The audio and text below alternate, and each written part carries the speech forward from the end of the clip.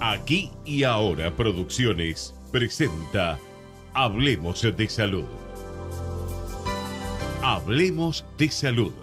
29 años al servicio de la medicina preventiva. Hablemos de Salud. Conducción y producción a cargo de la periodista médica Ana María Forte.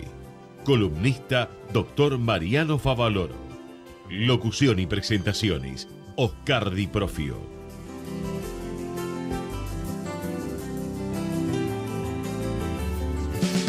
Ya podés ser parte de la Universidad de Morón, con más de 80 propuestas académicas, carreras presenciales y a distancia, con anexos en Capital Federal y Gran Buenos Aires. Informate al 5627-2020 o en www.unimorón.edu.ar. Universidad de Morón.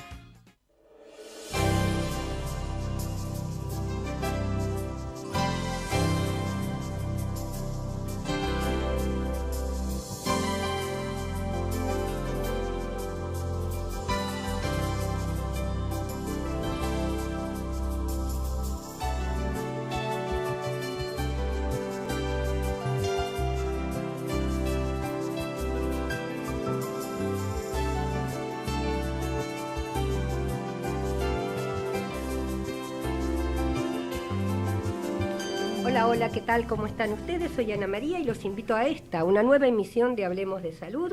A menudo digo, muy feliz de estar con ustedes, muy feliz de la repercusión del programa, ¿no es cierto?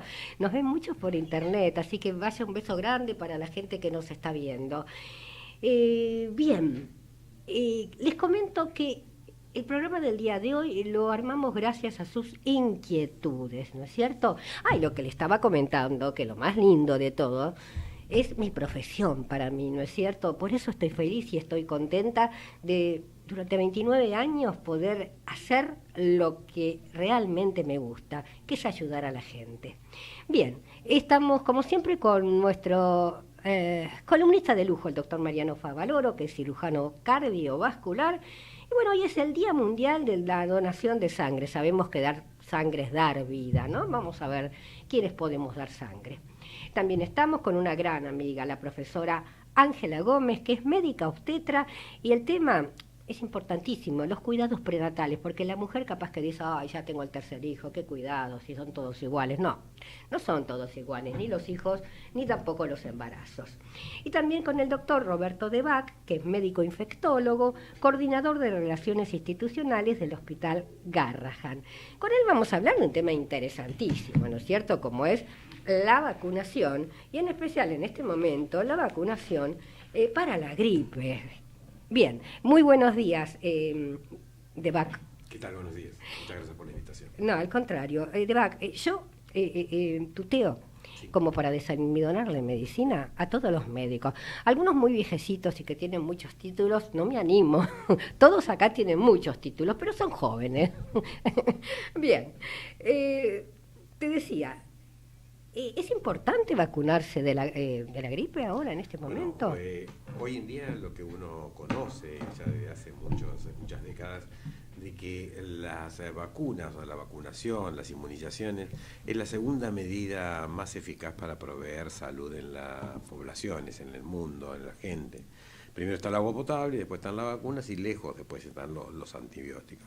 Y específicamente con los virus respiratorios, lo que sabemos es que hay circulación de virus respiratorios, en el caso del virus de la gripe, que circula, que muta, que cambia año a año y que produce una carga, lo que se llama una carga de enfermedad, es decir, cantidad de personas que se enferman, que solamente tienen síntomas clásicos de la gripe, que después los podemos hablar, o personas que se complican, o personas que terminan muriéndose por la gripe.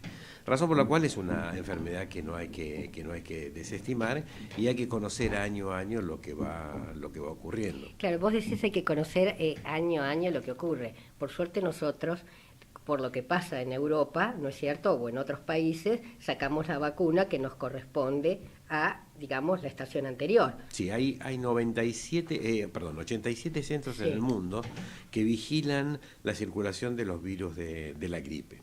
Estos centros, en un momento determinado del año, informan la circulación del hemisferio norte o del hemisferio sur a 3 entes internacionales, primero a la Organización Mundial de la Salud, y la Organización Mundial de la Salud decide cuál es la cepa que está circulando y la vacuna que debe ser desarrollada, y esto se va a 3 centros donde reconfirman. Uno está en el Centro de Control de Enfermedades de Estados Unidos, otro está en el Centro de Epidemiología de Londres y otro está en Australia, y de esta manera se define ahí cuál es la cepa que se va a producir para tanto sea el hemisferio norte como el hemisferio sur.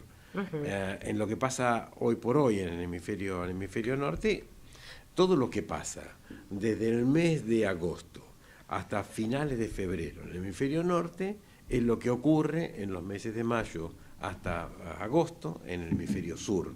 La circulación es así, es decir, primero circula en el hemisferio norte y luego se repite en el hemisferio sur. Pareciera que es como una fantasía de cómo los virus van, pero bueno, hay muchas variables y muchos factores por los cuales sabemos cómo circula la globalización, el tránsito aéreo, el movimiento de personas. Todo hace que hoy por hoy conozcamos un poco más de todo esto. Me viene a la memoria una cosa ahora para compartir con ustedes, por ejemplo, el movimiento de las personas. En la región, en Latinoamérica, se mueven aproximadamente 50 millones de personas por año. Y este año, últimos 2 años, año y medio, 2 años, se agregaron aproximadamente 3 millones más de personas, que son los venezolanos que están saliendo de Venezuela hacia países como Colombia, México, Argentina, Brasil.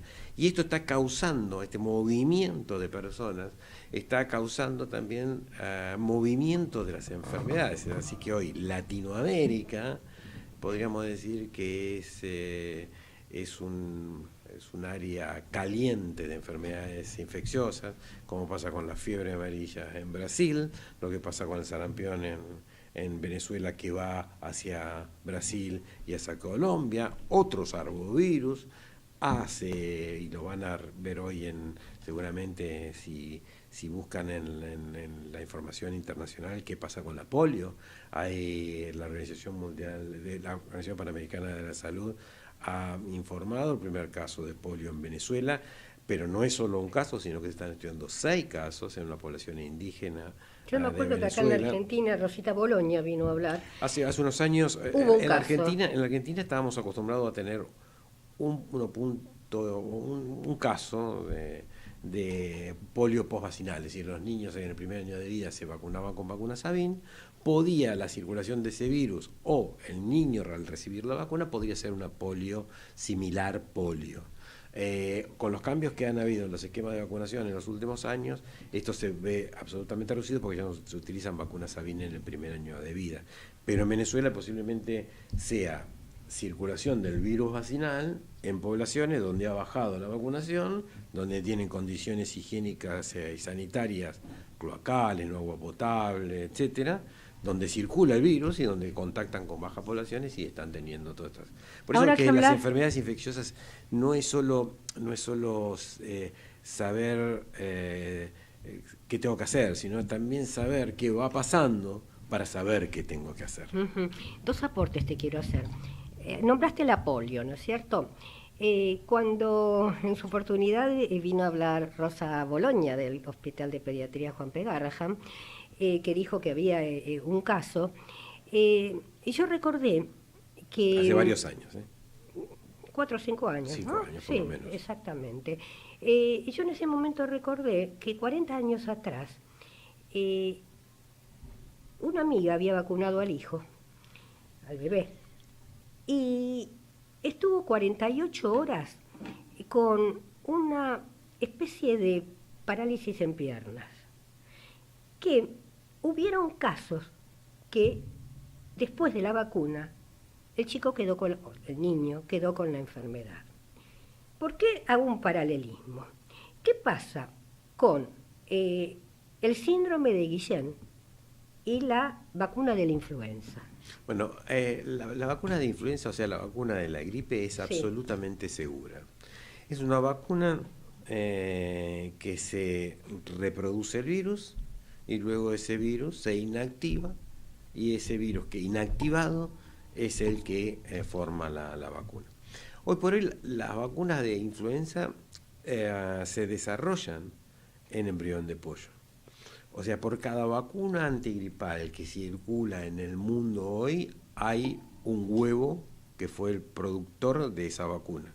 Es así que, por ejemplo, a laboratorios como que son los mayores productores de vacuna de influenza en el mundo, como un laboratorio francés en Lyon, fabrica en época de fabricación 1,5 millones de dosis por día. Y hay 1 millón de huevos por día que entran de las granjas que están alrededor de la fábrica y que tienen que tener el 7º día para poder ser inyectados y luego reproducirse, sacar el virus reproducido dentro del huevo.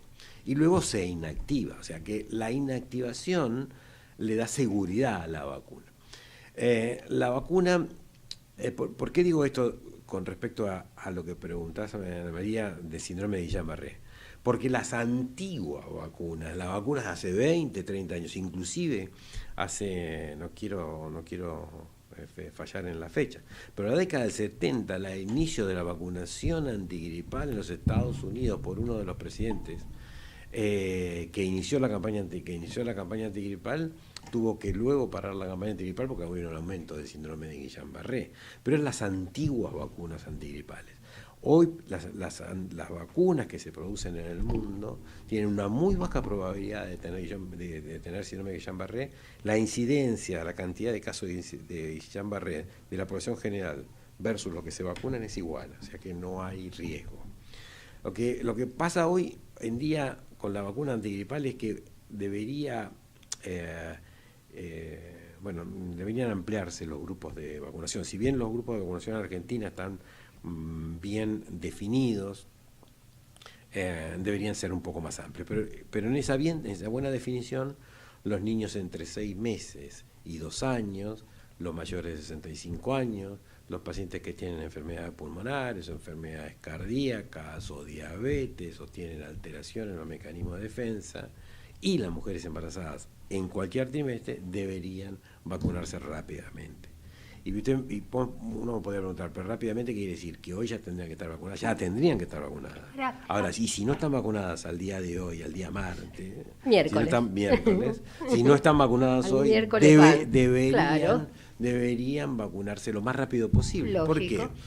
Porque en este momento en la Argentina está circulando ya el virus sincicial respiratorio, que es el virus que produce la bronquiolitis. Pero nosotros sabemos que en 2 a 3 semanas... No hay bronquiolitis ahora, pero porque el clima cambió. Pero hay ya, Ya comenzó. Comenzaron los cuadros de bronquiolitis, se van a ver incrementados, en 3 semanas las guardias van a estar llenas de niños con bronquiolitis, y ahí va a empezar la circulación del virus de influenza, que este año, a diferencia de otros años, o a la diferencia de la mayoría de los años, va a haber circulación de 3 virus de influenza. Uno que se llama A, el otro que es el virus de la gripe A, otro que se llama H3N2 y otro que se llama B. El H3N2 produjo al final de temporada en los Estados Unidos un aumento en las complicaciones y en las muertes de los pacientes pediátricos y adultos. Y realmente esto es importante porque uno debería alertar y debería ya en este momento haber tenido altas tasas de vacunación, que no están ocurriendo producto de que los veranos se alargan, la gente dice, sí, me tengo que vacunar, pero todavía no vino el frío, y si el frío no viene, y ya el frío va a venir, en los próximos días va a haber una ola polar, fuerte, y en 2 semanas vamos a tener influenza, todos, y posiblemente la gravedad de la influenza no la tengamos durante el mes de junio, si no la tengamos en junio o la tengamos en el mes de agosto, y van a recordar esto. ¿Quién se debe dar la vacuna para la gripe y el neumococo? Todos estos grupos que le dije deben vacunarse. La vacuna del neumococo asociada con la vacuna antigripal son para mayores de 65 años para evitar también la neumonía, por eso el neumococo produce neumonía en las personas que son mayores de 65 años. Y en los niños la vacuna del neumococo se da rutinariamente a los 2, 4 meses y al año de vida, o sea que están protegidos en los primeros años de vida. Bueno, escuché al doctor de Bach, pero yo estoy resfriada, no me puedo vacunar. Todos se pueden vacunar a no ser que tengan fiebre mayor de 38 grados o que estén cursando alguna enfermedad con algún diagnóstico específico. ¿Contraindicada para quién puede estar? Casi no hay contraindicaciones. Mira, hace unos años decíamos que la contraindicación eran los alérgicos al huevo. Y como yo le dije hace unos minutos, sí, cada vacuna se elabora en un embrión de pollo. Se estima que en la Argentina habría 2 alérgicos mayores al huevo, que si tomaran la vacuna, si se aplicaran la vacuna, podrían hacer una reacción alérgica. Ahora, ¿ya sabe la persona? O sea, ¿se hace ese... Sí, cuando va a vacunarse? pero una persona a cualquier edad, si ha tenido, ya se ha enfrentado antes de la vacuna al pollo, a la carne o al huevo, porque es diferente si es alérgico al huevo o si es alérgico a la carne de pollo. Entonces recuerdo hace unos años en el consultorio vino un paciente y me dice, yo lo escuché, te había escrito una nota en el Diario de la Nación acerca de que había 2 alérgicos mayores al pollo. Entonces viene y me dice, mire, quiero presentarme, porque yo soy uno de esos 2 alérgicos. Y la verdad que no era alérgico a la carne del pollo, sino que a mejor dicho, era alérgico a la carne del pollo, pero había hecho una reacción no anafiláctica, al final no terminaba siendo. Pero hoy por hoy la vacuna es absolutamente segura y todo el mundo puede recibir la vacuna sin ningún inconveniente. Esta vacuna, otras vacunas no. Ajá, bien. Entonces, ¿se deben vacunar todas las personas aunque estén resfriadas? Sí, hay mucha gente que dice, me vacuné, este año no me vacuno porque el año pasado, hace 2 años me vacuné y me resfrié. Y me resfrié, claro. No, esto no es tiene nada que ver. es una coincidencia. Yo, por ejemplo, hoy me vacuno, en las próximas 3 semanas que hay virus incisional respiratorio o rinovirus voy a estar resfriado, pero no por la vacuna, sino porque está circulando otro virus en el momento generalmente que tomo la vacuna. Bien. ¿Por qué en nuestro país, no tenés por qué saberlo, ni si querés contestarlo, lo contestás y si no, no hay registros? Porque, por ejemplo, en Estados Unidos, con respecto al síndrome que estuviste hablando de Guillain-Barré, tienen un registro de 1 o 2 personas cada 1 millón. Uh-huh.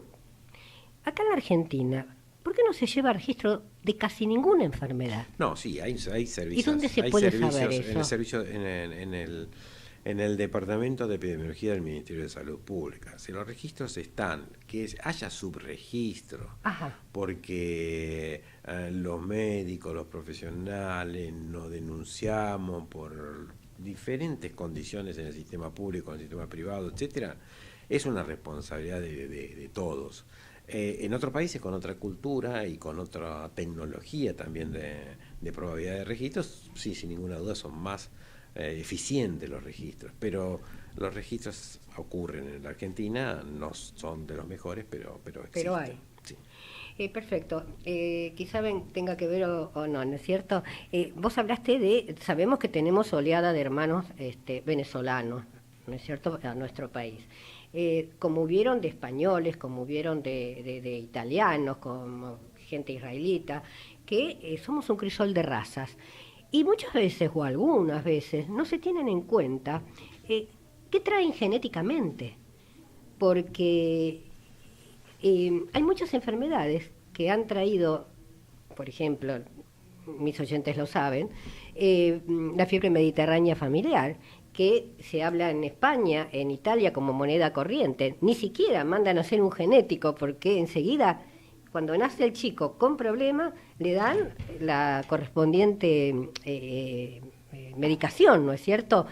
¿Se tiene en cuenta genéticamente que pueden, no para discriminar, sino para, estar atentos a lo que pueden traer, como bien vos dijiste, con respecto a una enfermedad, ¿no es cierto? Sí, sarampión o cualquiera de las enfermedades que puedan ser transmitidas por personas que migran. Exacto. Las personas que se mueven en el mundo se mueven según las regiones. En Latinoamérica hay países que mueven más personas hacia los Estados Unidos, sí, o hacia Europa. Después hay todo un movimiento interno en Latinoamérica que tiene que ver con las poblaciones desplazadas. Hace unos años en la zona oriental de Latinoamérica los desplazamientos eran por cuestiones armadas. o cuestiones de conflictos armados. Las del Oriente, que serían las de Brasil, tienen que ver con la migración interna de Brasil del norte hacia el sur, buscando mejores condiciones laborales y económicas. Esto siempre ha ocurrido. Lo que pasa es que frente a esto, las capacidades que tienen los médicos en poder saber frente a personas de diferentes orígenes cuáles son las enfermedades que podrían tener. Pero menuda tarea, ¿no? No, claro, pero bueno, esto es parte de la medicina. Usted habla de la fiebre mediterránea. Los infectólogos siempre estuvimos alerta de fiebre mediterránea. Yo tengo 30 años de infectólogo y he diagnosticado algunas fiebres mediterráneas y siempre las he relacionado con sus apellidos, primeramente. ¿Por qué? Porque la fiebre mediterránea, en los chicos, lo más frecuente es que provoca fiebre y dolor abdominal.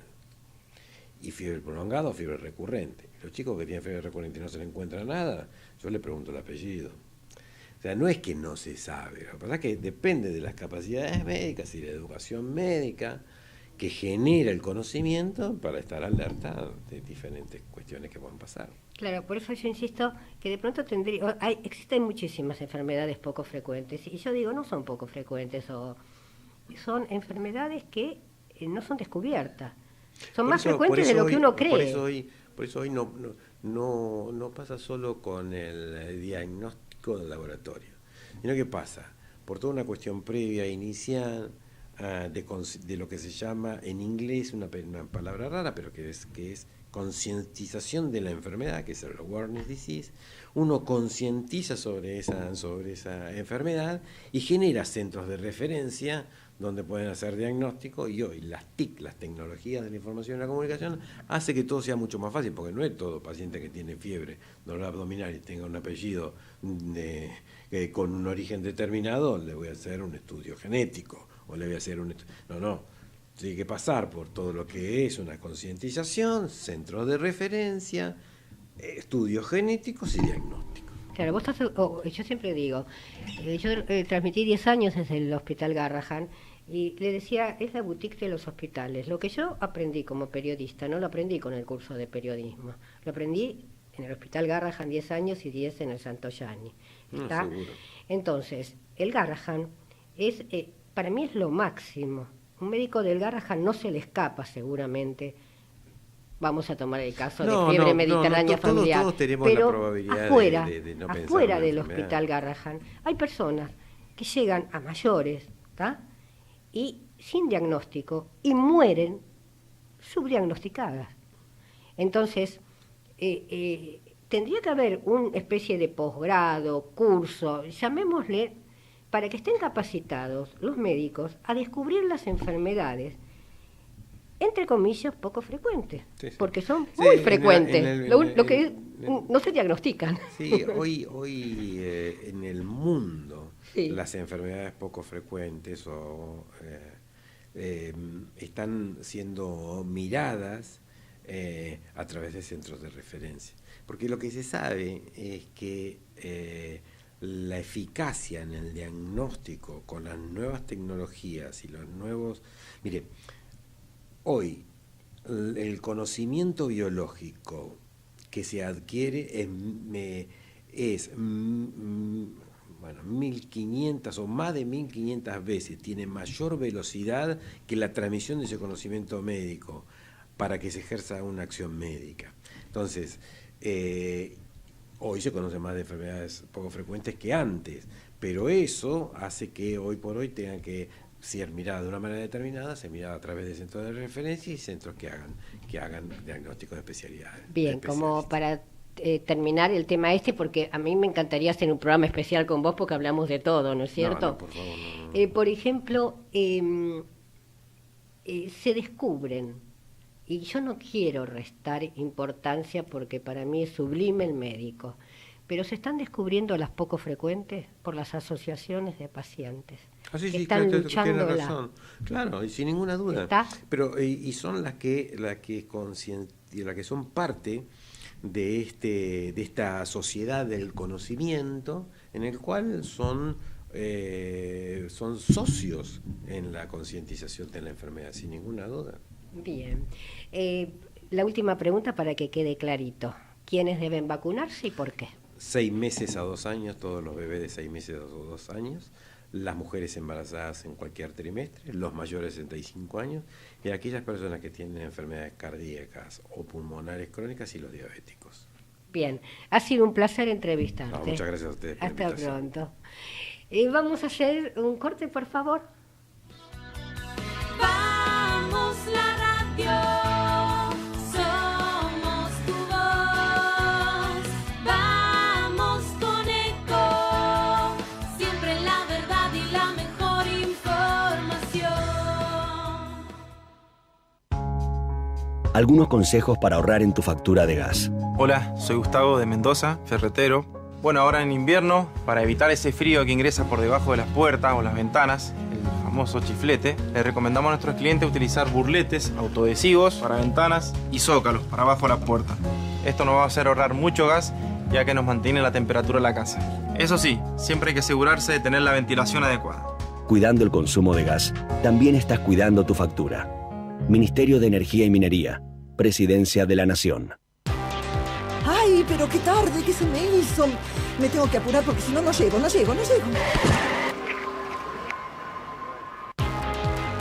No, ¿pero seguro? ¿Qué problema?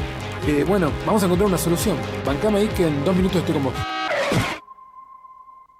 Bueno, vos ahora te tenés que ir. Sí, pero yo quiero hablar de esto ahora. Cuando llegue a casa te llamo. 3 de cada 10 muertos en el tránsito son peatones.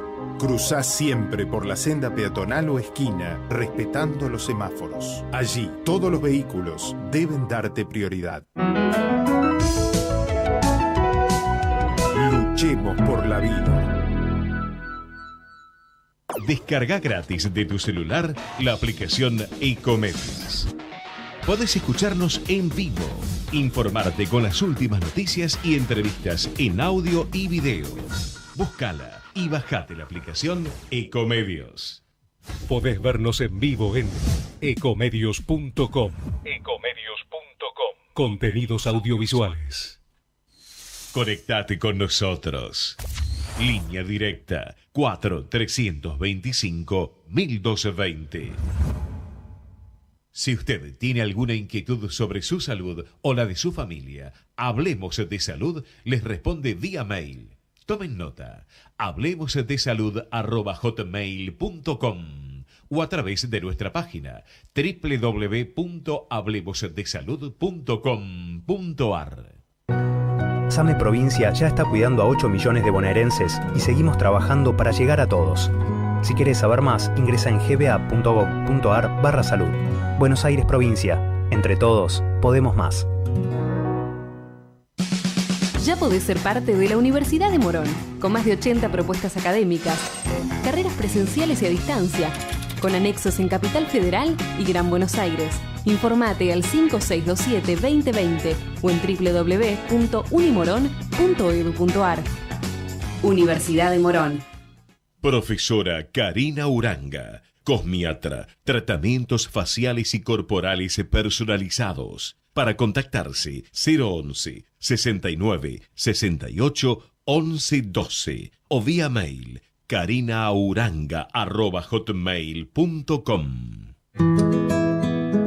Entre todos, podemos cuidarnos de la gripe. Si estás embarazada o fuiste mamá recientemente, si tenés algún chico a cargo menor de 2 años, si sos profesional de la salud, si tenés más de 65 años o si considerás que tenés algún otro factor de riesgo, acércate a cualquiera de los 55 centros de salud de la ciudad y vacunate gratis contra la gripe. Para saber más, entra a buenosaires.gov.ar/salud. Mejor salud pública, más cerca tuyo. Buenos Aires Ciudad. Vamos, Buenos Aires.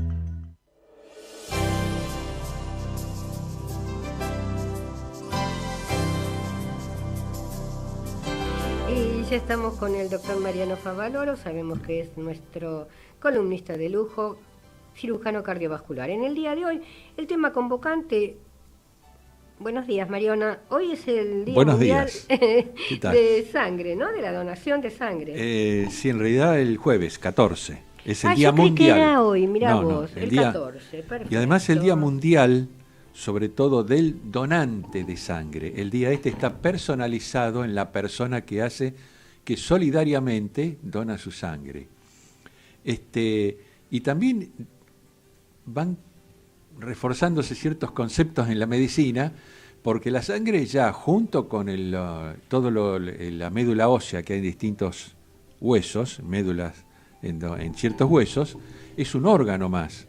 Entonces es una forma de donar un órgano también, aunque cueste el concepto ese, porque todo el mundo dice, no, dona un poquito de sangre. Bueno, pero la sangre circulante junto con todo el aparato productor de la sangre, es prácticamente un órgano más. Mariano, Lo que pasa es que es muy accesible. Te quiero hacer una pregunta. Vos viste que yo siempre te llevo para otro lado, pero Sí. yo me inspiro con lo que vos hablás. Sí, Por ejemplo, hablabas de... asociación de ideas. Claro, dar sangre es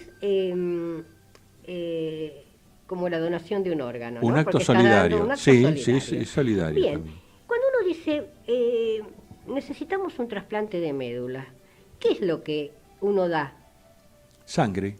Pero la gente no, al decir trasplante de Se médula, asusta. se creen que le sacan un pedacito de médula y se la ponen a otra persona. No, no. Está muy generalizado ese concepto, que si dirían trasplante de médula es a través de la donación de sangre, iría más la gente. No, la gente se asusta cuando hay que hacer un estudio de la médula ósea de la persona, del paciente, y entonces hay que punzarle el esternón o lo que se llama la cresta ilíaca con un sacabocado especial para estudiar directamente la médula ósea, pero de él, y el diagnóstico es para él, no es para donar ni nada por el estilo, es porque él tiene una enfermedad de la médula ósea. Claro, pero yo te digo, como común de la gente, que yo te digo esto, Ah, que sí, la gente sí. cree que te sacan un pedacito de médula porque es donación de médula. No, y te es sacan sangre y tipifican Eso es otra justamente cosa lo que te pregunté, los exactamente. glóbulos blancos y la médula y todo eso, porque siempre lo que es muy difícil conseguir un donante de médula en el mundo que sea compatible con uno mismo. Exacto.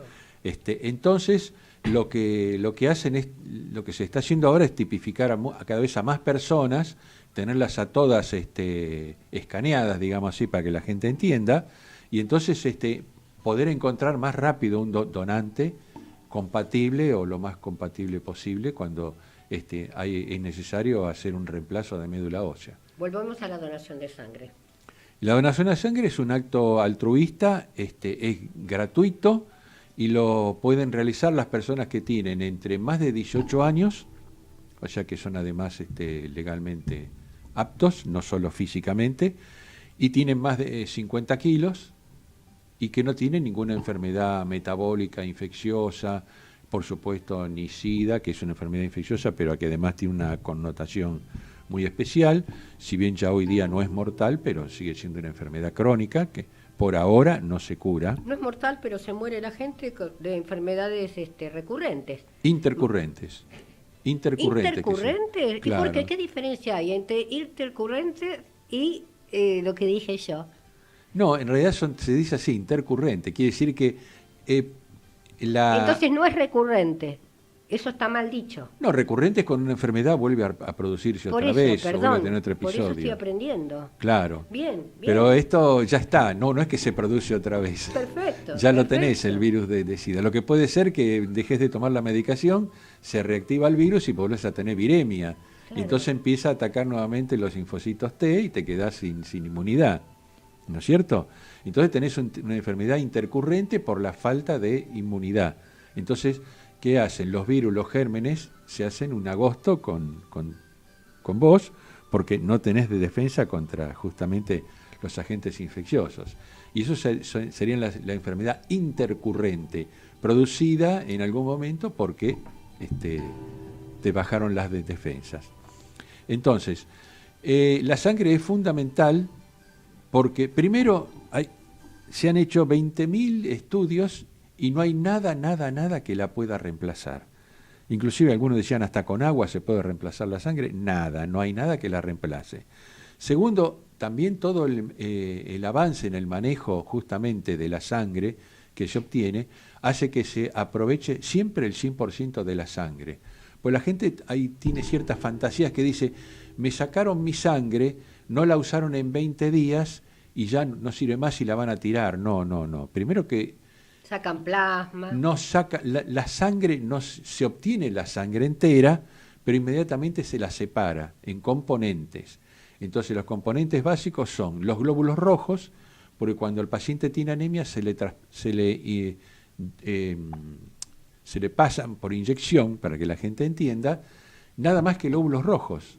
Se le saca el plasma y al plasma a su vez se le sacan subproductos, que son, por ejemplo, crioprecipitados, que es una parte especial de la sangre muy importante, a pesar de que vos ponés esa cara, porque los crioprecipitados salvan salvan personas, porque justamente hace que vuelvan a tener ciertos factores de coagulación. Y hay personas que necesitan la transfusión repetida de crioprecipitados y se salva la vida.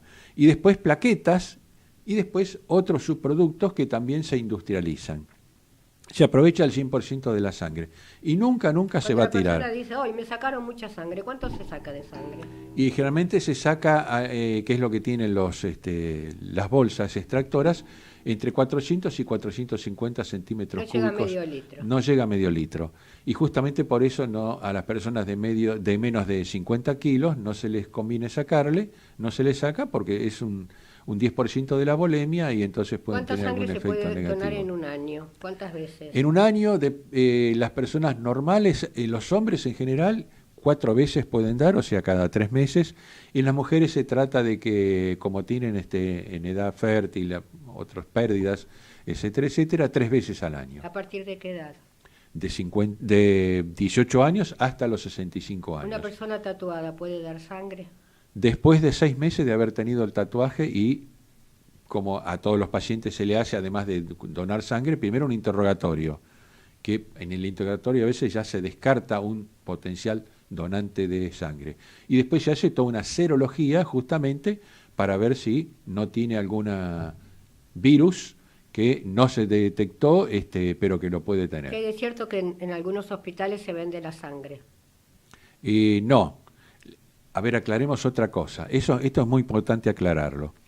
La sangre, dicen, pero a mí, se operó, le pasaron 10 unidades de glóbulos rojos y me la cobraron. No, perdón, me expresé mal. Sí. Que hay pacientes, yo me expresé mal.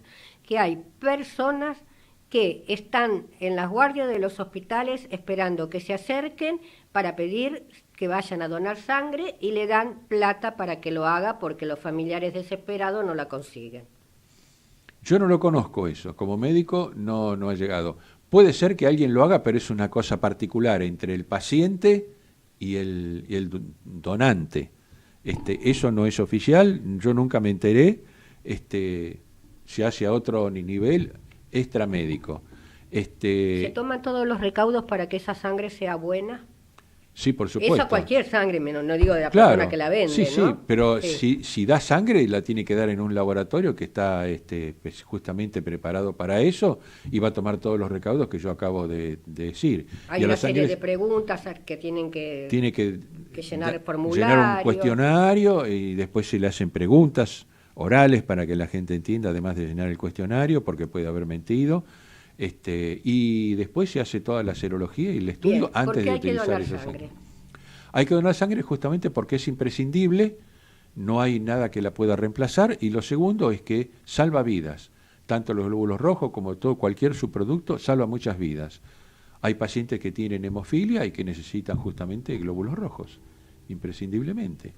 Si bien hoy día van apareciendo nuevos productos monoclonales que a ciertos tipos de hemofilia se les puede dar medicación que prácticamente se curan, o por lo menos desaparece el efecto hemofílico con ciertos cambios que tienen genéticos. Se han encontrado subvariantes de la hemofilia, entonces se tratan médicamente y esos pacientes prácticamente se curan o no tienen más manifestaciones de su padecimiento en los glóbulos rojos. Bien, Mariano, pero si impecable. No, se necesita. Más claro imposible. Muchísimas gracias. Bueno, gracias a vos, Ana. El objetivo de Hablemos de Salud es brindarles a través de una calificada información los conocimientos necesarios para la prevención de enfermedades mediante la promoción de la salud. Entre todos, podemos cuidarnos de la gripe. Si estás embarazada o fuiste mamá recientemente, si tenés algún chico a cargo menor de 2 años, si sos profesional de la salud, si tenés más de 65 años o si considerás que tenés algún otro factor de riesgo, acércate a cualquiera de los 55 centros de salud de la ciudad y vacunate gratis contra la gripe. Para saber más, entra a buenosaires.gov.ar/salud. Mejor salud pública, más cerca tuyo. Buenos Aires Ciudad. Vamos, Buenos Aires.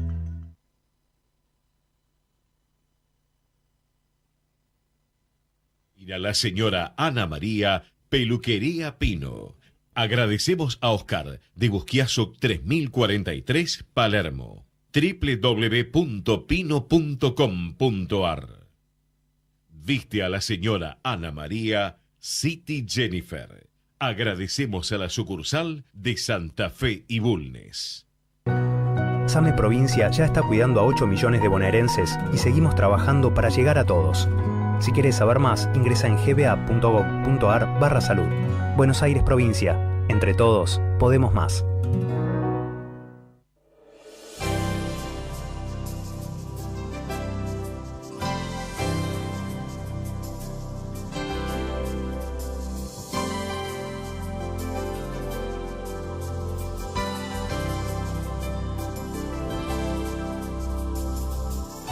Bien, y ya estamos con una gran amiga, la profesora Ángela Gómez, médica obstetra, y va a hablar acerca de los cuidados prenatales. ¿Qué tal? ¿Cómo estás, Ángela? Bien, ¿cómo estás vos? Bien, un gusto tenerte. Gracias, un gusto estar. Bien, ¿qué nos podés contar, o sea, de esas mujeres que de pronto esquivan, ¿no? O quieren esquivar estos cuidados tan importantes? ¿Por qué deben realizarlos? En realidad, el cuidado prenatal hace mucho, nosotros lo charlamos, es un combo, digo yo, no es nada más que cuidar este embarazo, es un momento oportuno que uno tiene una mujer que por la edad habitualmente no consulta, porque los jóvenes, la población joven, que es la que se embaraza, es una población que no concurre a la consulta médica salvo que esté enferma. Entonces tenemos una oportunidad médica fantástica para tener a alguien, ¿sí?, en una edad que habitualmente no convoca, con deseos de conocer, de recibir indicaciones en pos del cuidado de esta nueva persona que va a incorporarse a su vida.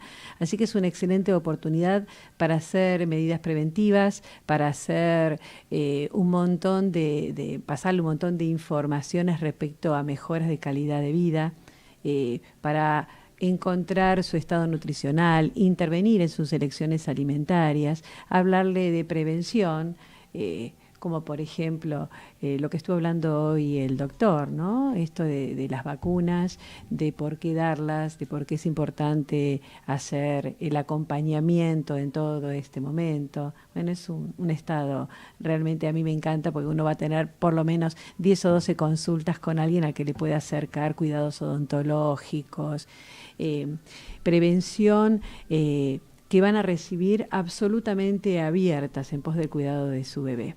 Por eso el control tiene que establecerse lo más temprano posible. De hecho, sería óptimo que aquella pareja que desea tener un chico haga una consulta previa. Ya sabemos lo del valor del ácido fólico preconcepcional, esta medida que se adoptó hace muchos años y que disminuyó las malformaciones del tubo neural, las malformaciones de los bebés en el sistema nervioso. ¿Sabés que hace 29 años atrás, cuando yo comencé en el Garrahan, había una doctora que no recuerdo el nombre, que fue una de las que más luchó para que el ácido fólico se le dé a todas las personas embarazadas? Sí, el impacto del ácido fólico realmente es muy temprano, así que lo óptimo sería, insisto, que toda aquella mujer que tiene deseo de fecundidad lo empiece a tomar, que es algo muy sencillo, porque la formación del ser humano desde el inicio, desde que se juntan las células del papá y la mamá, progresa muy rápidamente. Y cuando la paciente ya hace la detección de su atraso menstrual, ya han pasado varias semanas y lo óptimo es que el impacto en la formación, que es bien temprano, en semana 5, ya tenga la cantidad de ácido fólico circulante como para que pueda ser efectiva. La llegada del ácido fólico después de semana 9, que es cuando más o menos consultan, 8-9, que es el atraso de un mes de su menstruación, ya sería tardía. ¿Y esto impide algún tipo de enfermedad? Las malformaciones del tubo neural, el cierre del tubo neural. Nosotros, si uno entendiera un poco cómo terminamos siendo la persona que somos, es algo fantástico, como dos células que se unen se empiezan a multiplicar y bueno, por información que cargamos dentro de nuestras células, viajan unas o avanzan de una manera tal que se termina formando una persona con todos sus órganos y sistemas funcionando perfectamente. En esa migración o en ese ir y venir de las células para conformarnos, primero para hacer una media lunita que es el embrión, hasta después ser personas, inicialmente el ácido fólico interviene en una parte que es el cierre del tubo neural, es la formación de nuestro cerebro. Entonces, el impacto es muy temprano en esa formación. Por eso lo óptimo sería que lo estuvieran tomando antes, ¿sí?, de decidir el embarazo. Pero aparte de eso, cuando ya llegan a la consulta, lo óptimo es que hagan la consulta tempranamente, porque la verdad que un porcentaje alto de los embarazos son embarazos no buscados, que no quiere decir no deseados, quiere decir que no buscados adrede. Entonces está bueno que lo antes posible hagan la consulta, porque hay un montón de medidas que nosotros podemos implementar tempranamente en pos del cuidado de esa mamá y de esa persona por nacer. Hablando de prevenciones en general y lo que comentaba el doctor hoy, la medicina ha progresado enormemente. Las mujeres tienen los partos como los teníamos siempre, porque el mecanismo del parto es el mismo en el ser humano que antes. Lo que sí avanzó con el progreso de la ciencia son los diagnósticos prenatales y las posibilidades de, ante un diagnóstico temprano, una solución adecuada. Por eso, cuanto antes se pueden hacer los controles, mucho antes podemos no digo predecir, pero por lo menos hacer algunos pronósticos, poder continuar o no un embarazo acorde a la evolución que nos va demostrando, detectar tempranamente si no está evolucionando adecuadamente, si tenemos algún riesgo implícito en este bebé que necesite que lo extraigamos antes de la fecha de parto para que no se complique mucho más, con resoluciones quirúrgicas, resoluciones médicas, unas restricciones de crecimiento intraútero que se dan por distintos motivos, pero las podemos diagnosticar en condiciones de que la extracción del bebé sea en sus mejores condiciones de sobrevida. Gómez, hace como 5 o 7 años atrás estaba de moda el hecho que la mujer dé a luz en su casa, ¿no? Bueno, tiene sus pros y sus contras. ¿Qué pensás de eso? En realidad, el avance de la tecnología y el avance médico, la intervención médica en la obstetricia, dada a principios del siglo pasado, porque antiguamente se hacían los partos en los domicilios y de hecho las encargadas eran mujeres que habían tenido hijos, claro, ese es el origen de las parteras. La intervención médica tuvo un impacto enorme en la morbimortalidad materno-infantil. Eso es absolutamente innegable. El avance de la tecnología, los cambios sociales, sociopolíticos, la sociedad en general que hemos vivido en los últimos años, a lo mejor hace que pensemos que está desligada de la humanidad. Yo siempre me ofendo bastante cuando dicen que nosotros no hacemos partos humanizados, porque la verdad que yo trato seres humanos desde que me recibí de médica y me parece que es algo fantástico esa relación. Y como obstetra, que digan que nosotros en algunos medios no hacemos partos humanizados, no está bien. Creo que la decisión de los padres de tener el niño donde quieran me parece absolutamente fantástica, pero, perdón, ¿no? Déjame que termine la idea, pero tiene que ser algo muy elegido y muy cuidado, porque la realidad es que la obstetricia es una ciencia, una especialidad donde todo sale muy bien, pero cuando se complica muy mal, con riesgo de vida de 2 personas. Y hay muchas cosas que las podemos organizar. Es cierto que el parto con la menor intervención, con la colaboración de la madre y con un equipo absolutamente organizado es fantástico. Siempre es fantástico el nacimiento, pero hay que adecuar el lugar acorde a cada persona. No siempre es ¿Y fácil. qué pensás eso. del embarazo sentada? En realidad la posición de parto la puede elegir la madre. Insisto, es algo absolutamente fisiológico el Pero uno puede ir a nacimiento. un hospital o una obra social o prepague y decir yo quiero cambiar de posición. Totalmente. Se puede. Sí, no hay inconveniente, de acuclillas. La verdad que cuando la mejor posición para la madre es la que ella elige, y en última instancia, si hay una complicación, se le explica por qué necesitamos ponerla en otra posición. Pero, Con respecto a las vacunas. Bien, ¿qué vacunas recibimos en el embarazo? Exacto. Son 2 las que hacemos habitualmente. Una es la de la gripe, como nos comentó el doctor antes, ya habló de todos los beneficios. Y la segunda necesaria, que no siempre se da si la madre ya estuvo vacunada, es la tripla celular. Esta vacuna que incluye 3 gérmenes a tener en cuenta, que son que produce la difteria, la tos convulsa y el tétanos. Son vacunas que habitualmente mantenemos toda la vida. Nos la dan desde que nacemos, ¿sí? Una persona que mantiene su vacunación al día recibió en edad escolar la última a los 16 años y es una vacuna que deberíamos renovar todos cada 10 años. En realidad por el tétanos, el germen que produce el tétanos convive con nosotros, así que tenemos que tratar de mantener la inmunidad permanente porque tenemos posibilidades, tenemos un animal, un jardín, todo, en todos lados.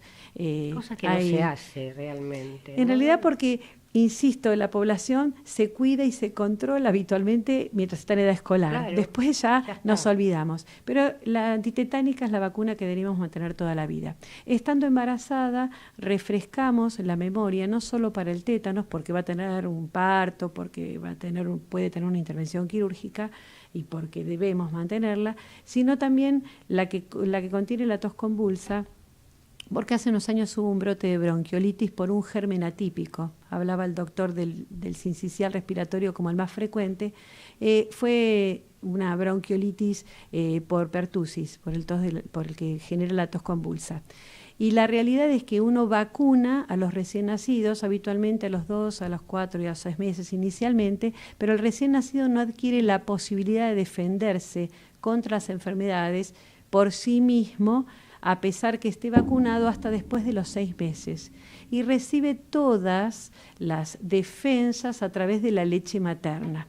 Entonces es como que le refrescamos con la vacuna, si la madre no la tiene dentro de este lapso de tiempo, que son los 10 años, fresquita, se la refrescamos a su memoria inmunológica para que a través de la leche le pase todas las defensas posibles para que en esos primeros 6 meses, ¿sí?, pueda, si está en contacto con alguno de estos gérmenes, ¿sí?, defenderse de manera adecuada.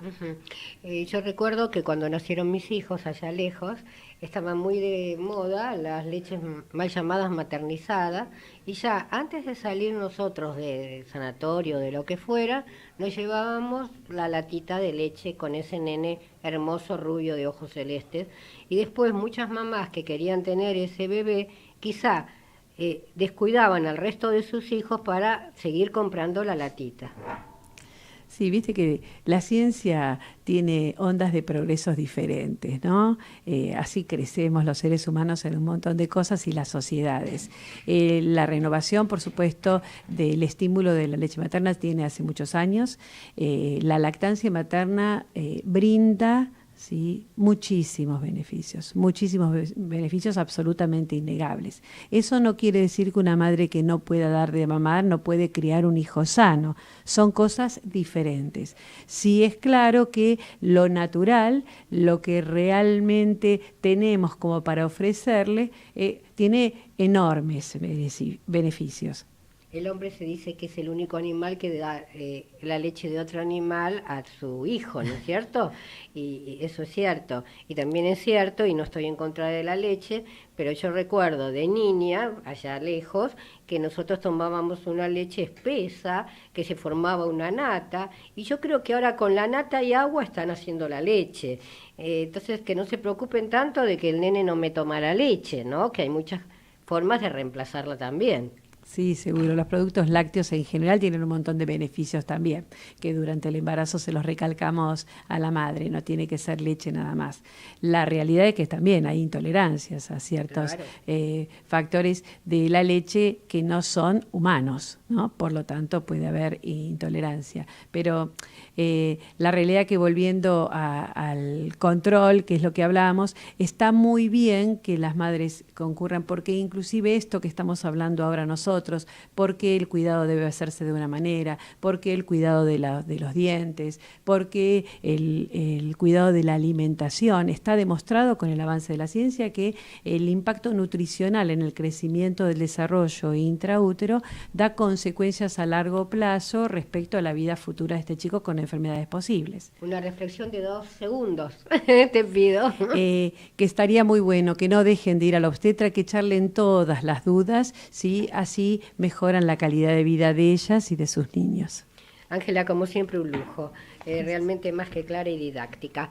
Bien, les agradezco la presencia de ustedes, desde ya los voy a invitar para un próximo programa, y con respecto a la audiencia, recuerden, los espero la próxima semana en este mismo horario. Chau, chau.